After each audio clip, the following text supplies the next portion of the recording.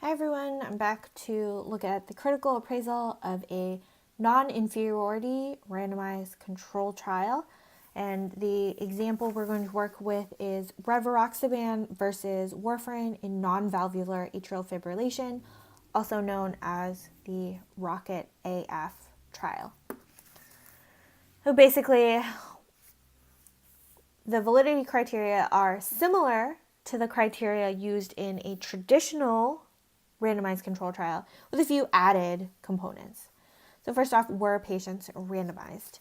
In this paper, we can look to see how the study was organized. We have our design and oversight, which is all the people who are involved in putting together study participants, so our inclusion-exclusion criteria, study treatment. So patients were randomly assigned. So yes, patients were randomly assigned.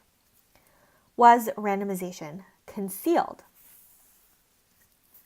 Over here, we see that randomization was performed with the use of a central 24-hour computerized automated voice response system.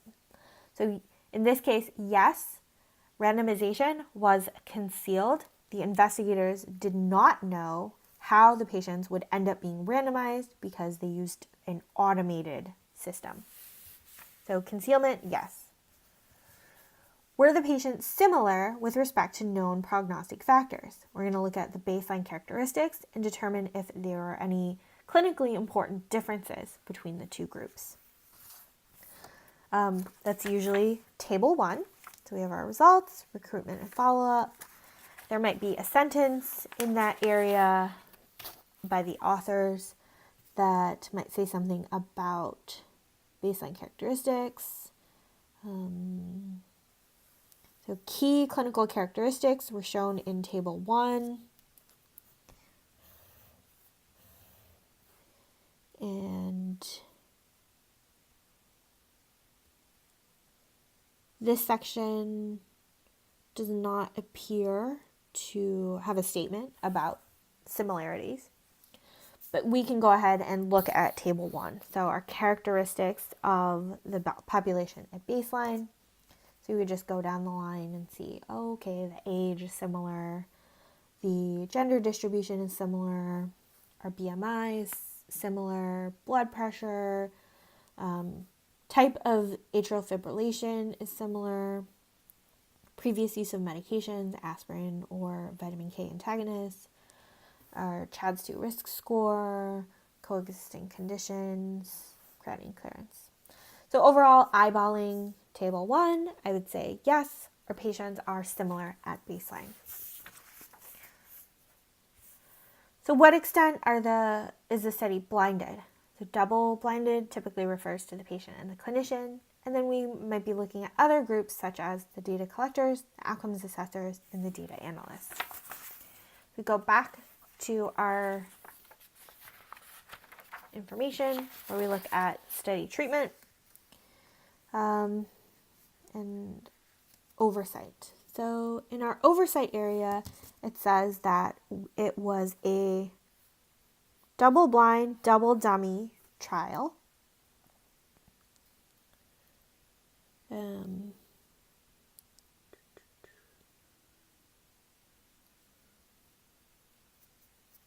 Doesn't say anything about the committee members here being blinded. So double-blinded is our patients and our clinicians. And if you're wondering what the definition of double dummy is, double dummy means that both groups receive both, what appears to be both treatments. The reason why this is important is because Rivaroxaban may be dosed differently than the way warfarin is dosed. Warfarin requires additional monitoring of INR. So what happens is if you had a patient who was on real Rivaroxaban, they would know that they don't have to show up for additional monitoring. So what they would do is they would give patients real Rivaroxaban and dummy warfarin so that they still come for clinic visits. And then the opposite would be true. People would get real warfarin and dummy Rivaroxaban. So everybody's taking all these meds and showing up for all of these additional follow-up appointments so that they really don't know if they're on Rivaroxaban or warfarin. So back to the blinding. So study participants, inclusion, exclusion criteria, study treatment. So we talk about the real INR values for the warfarin group or sham or fake values for the people in the Rivaroxaban group receiving placebo warfarin.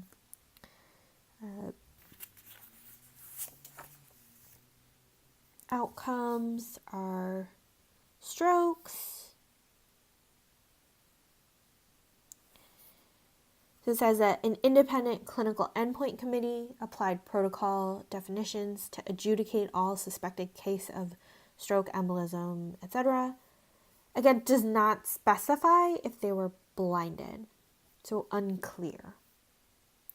They might be blinded, it's just not written here. So that's something to keep in mind. It doesn't mean it's bad, it just means that you don't have enough information. So statistical analysis, again, does not appear that the analysts were blinded. So from a blinding perspective, it's mostly unclear. It's double blinded for sure, and then the other groups, we don't know. That's a question mark.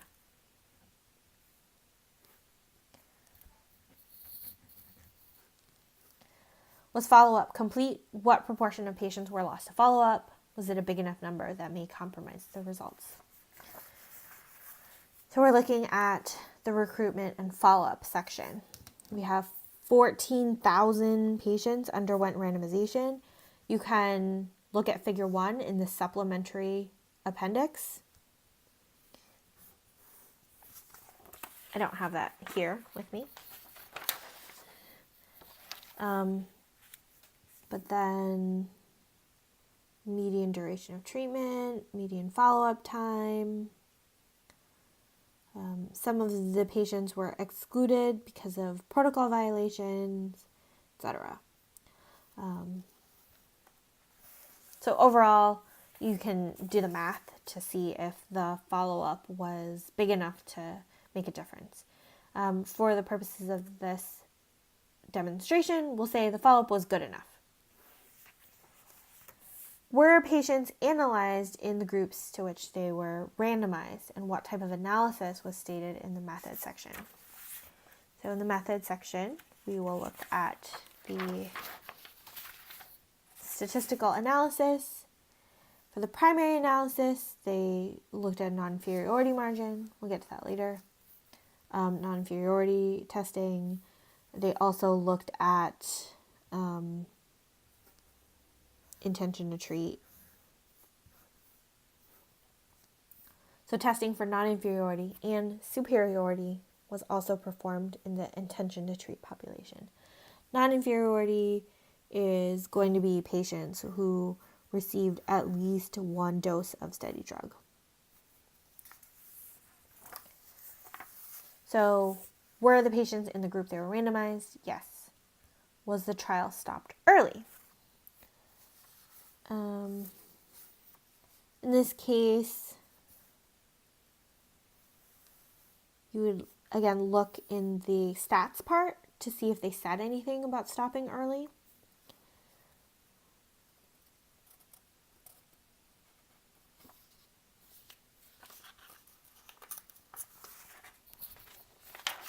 And then you jump to the results that have to do with when they stopped the study. Doesn't say. So it does not look like it was stopped early. So no, not stopped early. Okay. Now, for the non-inferiority part, this is where it gets a little bit more detailed. So we talked about in class what the definition of a non-inferiority trial is. We're trying to see, is the new therapy just as good as or close enough to the standard treatment? So was the standard treatment preserved? What control group was selected? Was this appropriate based on current clinical guideline? And did the control group experience a similar effect seen in other trials? So in this case, our control group, or our standard of therapy, is warfarin. This paper was published in 2011.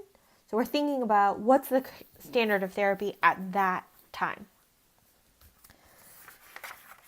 So we have our study treatment. Our patients were assigned to Rivaroxaban or adjusted dose warfarin with a target INR of 2 to 3. This is guideline driven, and this is the standard of care for patients with AFib. So this is our standard therapy. What we're looking for is, do they use any subpar dose? Do they use a weaker dose of medication just to prove that the new drug is just as good as substandard therapy? In this case, I would say, based on my clinical judgment and my clinical experience, that the adjusted dose warfarin to an INR of 2.0 to 3.0 is clinically appropriate. So was it appropriate based on guideline? Yes. The other thing to look at, if you wanted to go more in depth, did the control group experience a similar effect as seen in other trials? So in the study population, was the dose of the control group sufficient, or did it show a similar effect as historically seen? In this case, I would say yes. The second question in the non-inferiority section is, were patients analyzed based on the treatment they received? Was there a per protocol analysis, and was it done in addition to the intention to treat analysis? Now, the reason why this is important is that the non-inferiority study ultimately sets up, are the groups similar to each other? Intention to treat kind of errs on the side of showing groups are similar. So what happens is, we want to see if the study uses both per protocol and intention to treat, so that we can compare the two results and see if they're similar. So we have that the primary hypothesis and the primary analysis was pre-specified to be performed in the per protocol population, all patients who received at least one dose of study drug, etc., etc. So ultimately, yes, the study looked at the per protocol population and they looked at the intention to treat population, so that when we, as the reader, interpret the study, we can look at both of those types of analysis to determine if there's non-inferiority or to determine if there's superiority. All right. The last question is, what was the non-inferiority margin? How was the margin selected? And how would the margin be interpreted? They specified here, let me pick a different color. They wanted a non-inferiority margin of 1.46. Now, that means that they will allow the Rivaroxaban group to be up to having a 1.46 relative risk compared to warfarin to consider it non-inferior. When we look at the results, I'll draw a graph to illustrate. But basically what this says is it allows for a relative risk increase of 46% in Rivaroxaban. Did I spell that right? Yeah. Versus warfarin. And the way I got the 46% is relative risk increase equals this NI margin minus 1 equals 1.46 minus 1 equals 0.46 equals 46%.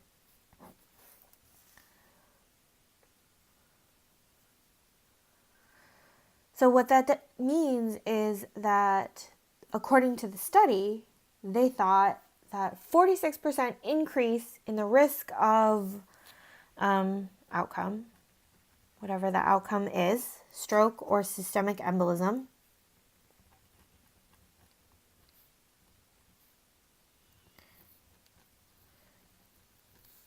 they thought that this was an acceptable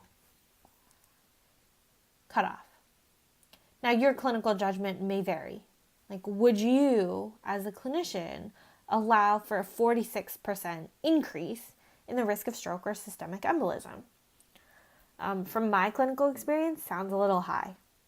I'll say that 46% increase sounds pretty high. I might not use a medication that allows for that much. When we interpret the results, what we can do is we can set up our own clinical cutoff of what we think is appropriate. So that's how that margin would be appropriate or interpreted. It's calculated based on some of this like event rate stuff. But ultimately, how would you interpret it? So the margin is interpreted as allowing for a relative risk increase of 46% in the outcome of stroke or systemic embolism in Rivaroxaban versus warfarin, and whether you think that's appropriate or not. All right, so that's it for the validity components. I think overall, the validity is pretty good. What we'll do is we'll talk about the results and how to interpret things compared to the non-inferiority margin.